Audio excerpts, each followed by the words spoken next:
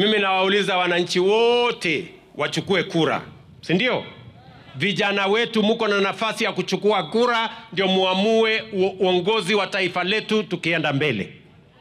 Lakini mjue hivi, hiyo kura ni 2027. Ama mnafikiri kura ni siku gani? Si ni 2027? Tuko 2020 what? Saa hii tuko 20? Sasa sikizeni. Na hiyo kura itafanywa siku moja, sio mbili, sio siku tatu, sio wiki moja. Itafanywa siku ngapi? So far numbers za leo tunasema ni za kuridhisha, japo bado ziko chini, lakini si kama siku ya kwanza. Kwa mfano kama leo tumemanage kuregister 70. Hataki kwetu wanasemanga ati youth majenzia watapiga kura. 65% of Kenyans are young people. Na sasa nikarealize hao young people kuwa collect pamoja ni ngumu sana. Kuwaita pamoja ni ngumu sana. Watu bado